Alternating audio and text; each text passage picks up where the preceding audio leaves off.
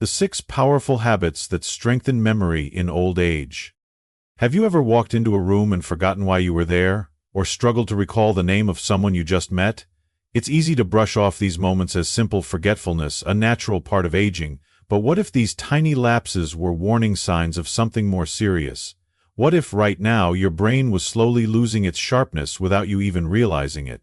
This was exactly what happened to Linda Miller, an independent, vibrant woman who never thought twice about her memory. At first, it was little things, misplacing her keys, forgetting appointments, but one day she found herself standing in the middle of the street, completely lost, unable to remember why she had left home in the first place. That was the moment Linda knew something had to change. But here's the good news. Memory decline is not inevitable. Linda refused to accept it, and instead, she discovered 6 powerful yet simple habits that rewired her brain, sharpened her thinking, and restored her confidence. Today, we'll walk you through these game-changing habits, proven by science and backed by real experience. So stay with us until the end, because what you'll learn today could change your life. And if you haven't already, hit the subscribe button, turn on notifications, and let's dive in. Habit 1. Grounding. Walking barefoot on earth. The ancient Chinese philosopher Lao Tzu once said, "Nature does not hurry, yet everything is accomplished." For centuries, sages and healers across cultures understood something we seem to have forgotten.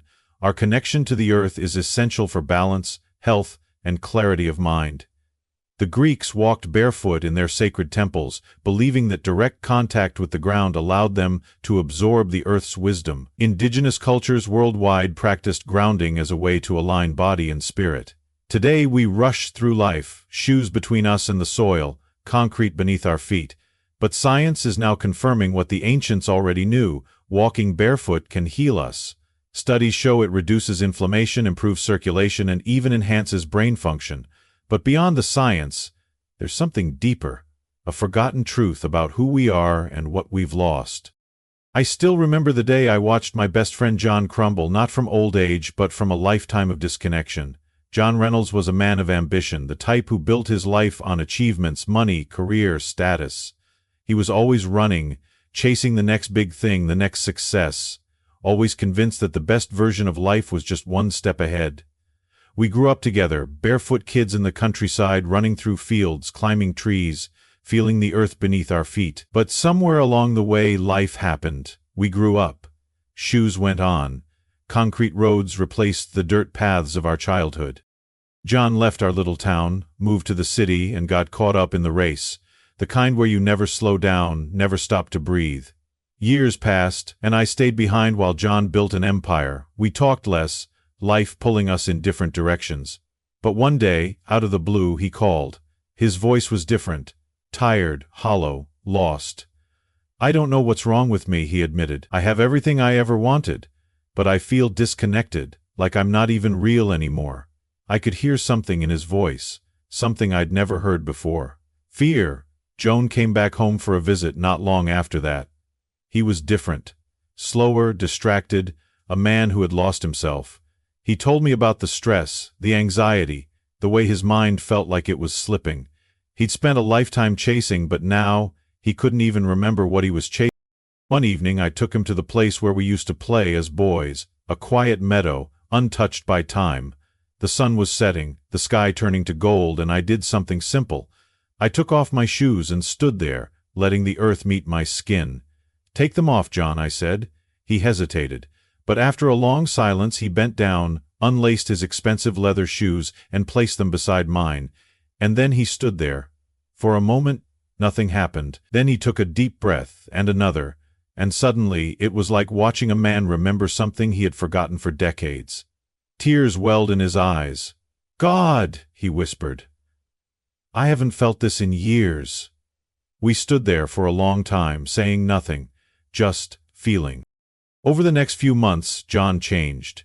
He started spending time in nature, walking barefoot in his backyard, letting the earth remind him of something deeper than success, his own existence.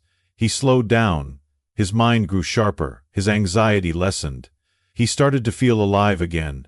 But life has its own way of teaching us lessons, sometimes too late. A year later, John was gone. A heart attack. All that stress, All those years spent disconnected had taken their toll. At his funeral, I looked down at my shoes, then took them off, standing barefoot in the grass as we laid him to rest. It was the least I could do to honor the boy we once were, the one who had once felt the earth before the world convinced him not to. We spend our lives chasing things that don't last, money, recognition, power, while ignoring the simplest, most healing connection we have, the earth, the same ground that holds our past, our memories, our loved ones. If you're feeling lost, overwhelmed, disconnected, maybe it's not your mind that's the problem. Maybe it's your feet. Maybe you need to step away from the noise, the rush, the distractions, and simply stand still. So, tell me, when was the last time you felt the earth beneath your feet? Have you ever noticed how it changes the way you think, the way you feel? Let me know in the comments. I'd love to hear your thoughts, your stories, because sometimes the answers we seek aren't found in books or doctors' offices. Sometimes they're right beneath us. Habit 2. The Golden Tonic, Brain-Boosting Nutrition. Hippocrates, the father of medicine, once said, "Let food be thy medicine and medicine be thy food." The ancients understood that true healing comes not from pills or potions, but from the earth itself. In India, Ayurvedic healers have used turmeric for over 4,000 years to fight disease and sharpen the mind. The Mayans and Aztecs drank cacao for strength, calling it the food of the gods. Ancient Greeks mixed cinnamon and black pepper into their remedies, believing these spices kept the body warm and the mind clear. Today, modern science is proving what our ancestors knew. The right foods can heal the brain, protect memory, and even reverse cognitive decline. But in today's world, we've traded these natural gifts for something else entirely: fast food, processed sugar, and artificial chemicals. And we're paying the price. If you had met Margaret 30 years ago, you would have sworn she had the energy of a woman half her age. She ran a little bakery downtown, waking up before sunrise to knead dough and roll out pastries by hand. Her apple pies were legendary, her cinnamon rolls could make a grown man cry, and her kitchen always smelled of something warm, something real. She believed in real food, nothing from a box, nothing artificial. She used butter instead of margarine, cane sugar instead of the refined kind. She had a philosophy about it: if it didn't come from the earth, it doesn't belong in your body. And she lived by that. Until life got in the way. Margaret's bakery closed when big chain supermarkets took over, flooding the town with cheap, pre-packaged pastries, the kind that lasted months on a shelf, full of things she couldn't even pronounce. The world had changed, and it changed her with it. She stopped cooking the way she used to. It was easier to grab a can of soup than to make broth from scratch. Frozen dinners replaced slow-cooked stews, and little by little something inside her shifted. At first she just felt tired all the time. Then came the aches, the stiffness in her joints. But worst of all, her mind, the sharp, witty mind that once remembered every recipe by heart, began to fade. It started with small things: misplacing her keys, forgetting names. Then one day she stood in her own kitchen, staring at a bag of flour, unable to remember what she was about to make. Her doctor gave her the usual advice: eat better, exercise, get more sleep. But what did eating better even mean anymore? The world had filled her plate with chemicals, preservatives, and toxins disguised as food. She had spent years unknowingly feeding her body things that were hurting her. Then, one day, her granddaughter came to visit. A bright young woman studying nutrition, she looked at Margaret's pantry with concern. "Grandma," she said, pulling out a box of processed oatmeal, "why don't we make something real, something like you used to?" Margaret hesitated. It had been so long since she had cooked for her health, rather than just to fill her stomach. That afternoon, her granddaughter showed her something called the Golden Tonic, a simple drink made of turmeric, coconut oil, black pepper, cacao, and cinnamon. "It fights inflammation," she explained, "helps the brain. Think of it like medicine, but the kind that actually tastes good." Margaret took a sip. Warm, spiced, familiar. The first time, she didn't feel much, but she kept drinking it, every morning, every night. And slowly, things changed. Her joints hurt less. Her thoughts became clearer. The fog in her mind, the one that had been slowly creeping in, began to lift. And one morning she woke up before the sun, just like she used to. She rolled up her sleeves, pulled out a bag of flour, and for the first time in years, she remembered exactly what she wanted to bake. The food we eat isn't just fuel, it's information. It tells our body how to heal or how to break down. It sharpens the mind or it dulls it. Margaret had forgotten who she was, not just because of time, but because of what she put in her body. And she's not alone. Look around. How many people do you know who struggle with fatigue, brain fog, aching joints? How many have accepted it as just part of aging, when in reality it's a consequence of what we've fed ourselves? It's not too late to change. So tell me, do you believe food has the power to heal? Have you ever felt a difference when you switch to real, natural ingredients? Share your thoughts in the comments. I'd love to hear your stories, because the more we learn from each other, the more we can heal together. Habit 3. Music as a memory catalyst. Plato once said, "Music is the movement of sound to reach the soul for the education of its virtue." In ancient Greece, music was considered a divine gift, capable of healing both mind and body. The Egyptians played harps to soothe the sick, while Native American shamans used rhythmic drumming to restore balance to the spirit. Even Confucius believed that a well-ordered society depended on the harmony of music. Today, modern science echoes this wisdom. Music has the power to awaken dormant memories, rewire the brain, and bring the past back to life. But in a world that moves too fast, where silence is replaced by noise, have we forgotten the songs that made us who we are? The day Henry stopped listening to music was the day something inside him began to die. He was never one for modern noise, those songs on the radio full of fast beats and empty words. No, Henry loved real music, the kind that told a story, the kind that made you feel something.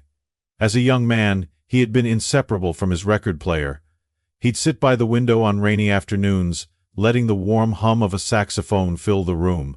He'd dance with his wife Maria under the soft glow of the kitchen light, their bodies swaying to the rhythm of Sinatra. Music wasn't just background noise, it was woven into the fabric of his life. But then, life did what life does.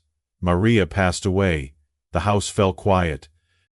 And Henry, once a man of melodies, let silence take over. At first, he didn't notice the change. The records gathered dust, the radio stayed off. Days turned into weeks, weeks into years. His world became muted. Then came the forgetting. It started with small things, misplacing keys, struggling to recall names. But soon, the gaps widened. He would lose his train of thought mid-sentence.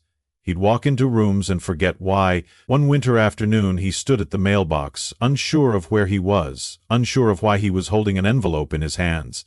That was when his daughter Emily knew something was wrong. She took him to the doctor, who confirmed what she already feared, early-stage dementia. "I don't understand," Henry said. "How do you lose something that's always been a part of you?" Emily didn't have an answer. But she did have an idea. One evening as Henry sat in his armchair staring blankly at the window, she quietly walked over to his old record player. She wiped off the dust, placed a worn-out vinyl on the turntable, and lowered the needle. And then, the first few notes of Moon River filled the room. Henry blinked, his hands trembled, and for the first time in years his eyes lit up. He closed his eyes, and suddenly, he wasn't sitting in a dimly lit living room. He was 25 again, dancing with Maria. He could see her, clear as day, the way she laughed, the way her dress twirled as he spun her around. He could hear her voice, whispering his name, and just like that, the past wasn't lost anymore. From that day forward, Emily made sure music became part of Henry's life again.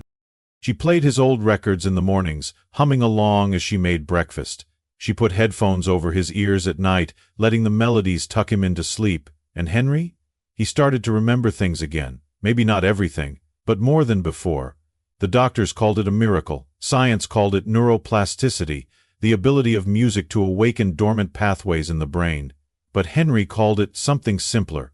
"Maria never left," he said one evening. "I just needed to hear her voice again."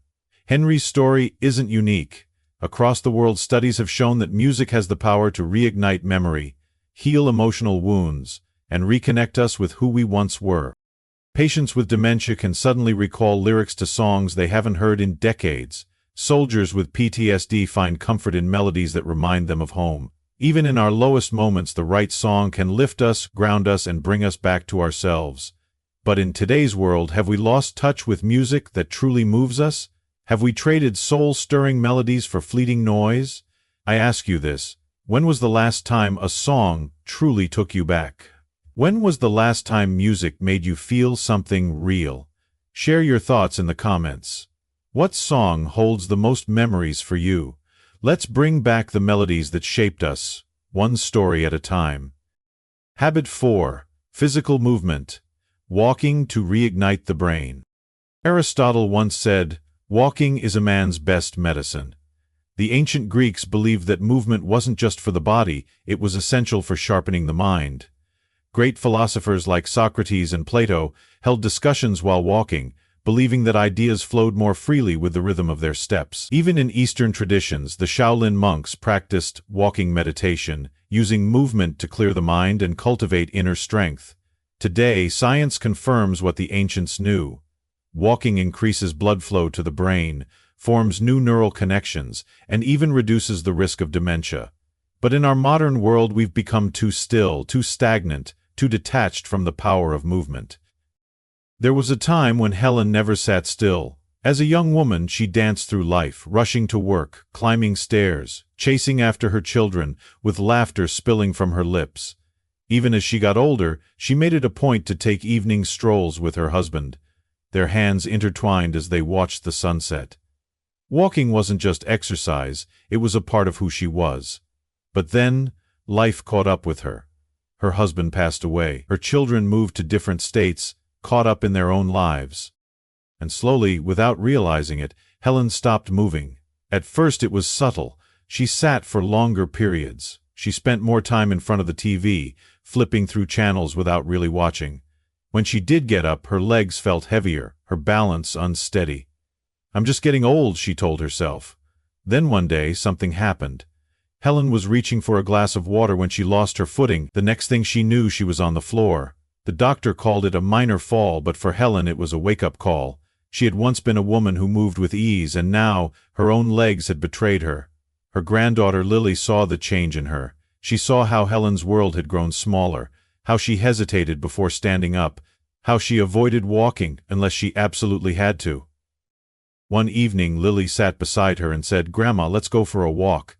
Helen scoffed. "At my age, I'd rather not risk falling again." But Lily was persistent. She convinced Helen to start small, just a few steps outside the front door. At first it felt strange, almost unnatural. Helen's legs ached, her breath came quicker than she remembered. But Lily held her hand and said, "One step at a time, Grandma, just one." And so she did. One, then another. At first they only made it to the mailbox and back, then down the street, then around the block.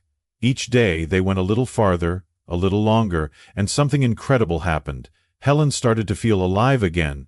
Her mind, once foggy and forgetful, became clearer, her mood lifted, the aches in her body lessened.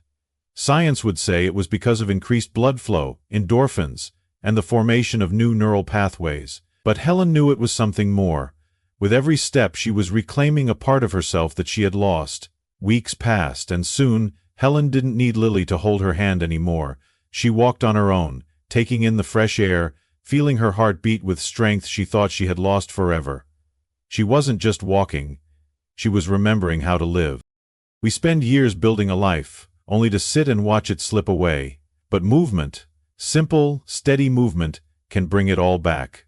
Helen thought she had lost herself, but in reality, she had just stopped moving, and she's not alone. Look around. How many people have surrendered to stillness? How many have let life shrink because they stopped using their legs, their bodies, their breath? Maybe it's time to change that. Tell me, when was the last time you took a walk, not for exercise, but just to feel alive? Have you ever experienced the power of movement in healing your mind and body? Share your thoughts in the comments. Let's remind each other that as long as we can move, we are still here. Habit 5. Mental challenges. Keeping the brain active. The Roman philosopher Seneca once said, "The mind that is not exercised withers away." The ancient Greeks believed in mental gymnastics, engaging in debates, riddles, and philosophical puzzles to sharpen their intellect.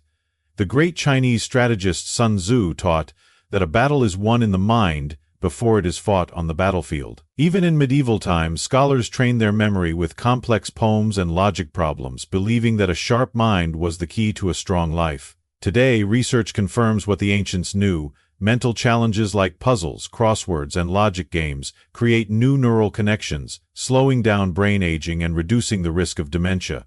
But in a world where convenience has replaced curiosity, have we let our minds grow dull? Walter used to be the sharpest man in the room. He could fix anything: cars, radios, even the old clock at the town square. He had a mind that worked like a well-oiled machine, taking things apart, figuring out how they fit together. But life has a funny way of stealing things from us when we're not looking.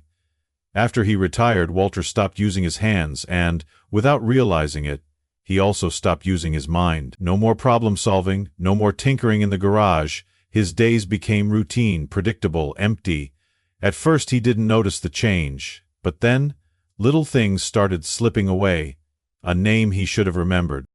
A grocery list he couldn't recall. He'd walk into a room and forget why. That's just getting old, he told himself, until one day something happened that shook him to his core.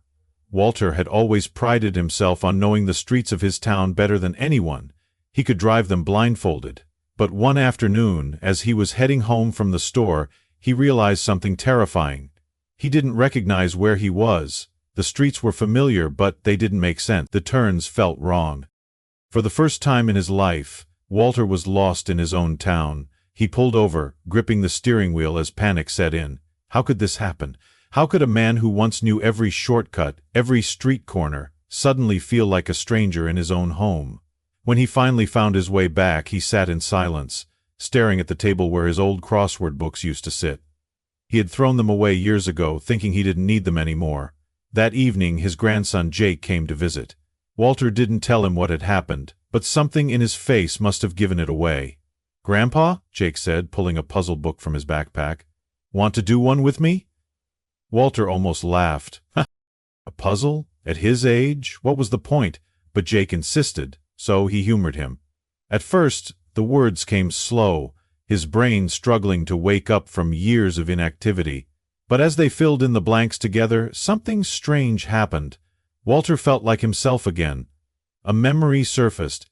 Him as a young man, solving newspaper crosswords with his late wife over morning coffee. He had forgotten how much he loved the challenge, the way his brain lit up when it found the right answer. So he started again. Every morning he made it a habit: one crossword, one logic puzzle, one brain teaser. The more he challenged himself, the sharper he became. Weeks passed, and one day Walter noticed something remarkable. His mind was working again. His memory improved, his thinking became clearer, and most importantly, he never got lost again. Walter almost let his mind fade into silence, but a simple habit brought him back. He didn't need a miracle, just a reason to think again. The truth is, our brains are built to be used. The moment we stop challenging them, they start shrinking. And yet, how many of us have abandoned curiosity for convenience? How many let our minds atrophy, telling ourselves it's just old age, when, in reality, it's neglect? Maybe it's time to change that.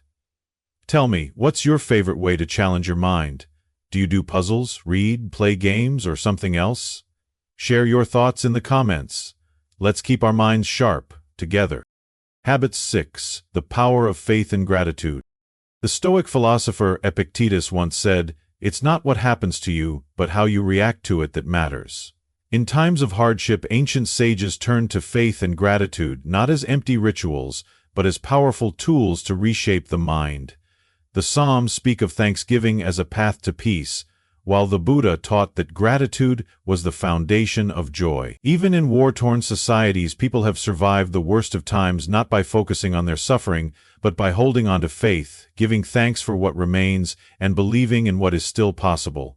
Today, modern science echoes this wisdom. Studies show that gratitude lowers stress, improves sleep, and even strengthens memory.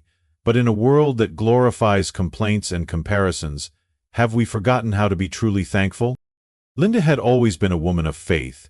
She wasn't loud about it, didn't preach to others, but her belief was steady, a quiet, unwavering light that guided her through life's storms.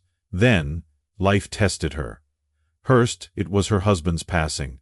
The man she had built a life with, the one who held her hand through every hardship, was suddenly gone. Then, her best friend moved to a retirement home across the country. And finally, the cruelest blow, her memory began slipping little by little like sand through her fingers. At first she convinced herself it was nothing. A forgotten name here, a misplaced item there, but then came the day she forgot her own phone number, the day she stared at her reflection in the mirror and, for a fleeting second, couldn't remember her own face. Fear crept in. What would happen to her if her mind continued to fade? Would she become a burden to her children? Would she wake up one day and not recognize the people she loved? For the first time in her life, Linda felt truly alone. One evening, overwhelmed by despair, she did something she hadn't done in a long time. She prayed. Not with grand words or formal requests, but simply by closing her eyes and whispering, "God help me." And then, something changed. Not suddenly, not in a dramatic revelation, but in small, almost imperceptible ways. The next morning she woke up and, instead of drowning in fear, she did something different. She gave thanks. She thanked God for another day, for the warmth of the sun on her skin, for the sound of birds outside her window, for the cup of tea in her hands. Every day, no matter how small, she found something to be grateful for. And slowly, her fear began to loosen its grip. She started writing things down, little memories, thoughts, moments of joy. She kept a journal by her bedside, and every night before bed, she wrote down 3 things she was grateful for. And something miraculous happened. Her mind grew stronger. The more she focused on gratitude, the clearer her thoughts became. The fog that once clouded her mind began to lift. Science would say it was because practicing gratitude reduces stress hormones and strengthens neural connections in the brain. But Linda knew it was something more. It was faith. Faith that, even in the darkest moments, there was still light to be found. Faith that, even as life changed, there were still reasons to be thankful. Faith that no matter what happened, she was not alone. Linda could have let fear consume her. She could have given in to despair. But instead she chose gratitude. And she's not the only one. Studies show that people who practice gratitude live longer, have sharper minds, and experience less anxiety. Yet in today's world, we've become so focused on what we lack, what we fear, what's wrong, that we forget to see what's right. So, I ask you, what are you grateful for today? Leave a comment below, because the more we share our gratitude, the stronger we all become. Linda's story is a reminder that our minds are not lost causes. Even in the face of forgetfulness, even when life tests us, we have the power to fight back. Not with fear, but with small, intentional habits. A morning walk, a golden tonic, a song from the past, a puzzle that makes you think, a simple prayer, a quiet moment of gratitude. Every step we take toward better brain health is a step toward a clearer, more vibrant life. But now, I want to hear from you. Which of these habits speaks to you the most? Have you ever experienced the power of movement, music, or gratitude in sharpening your mind? Share your thoughts in the comments. Let's learn from each other, because when we share wisdom, we keep our minds alive. And if you found this video valuable, don't forget to like, share, and subscribe, because the best gift we can give ourselves is knowledge that helps us live fully.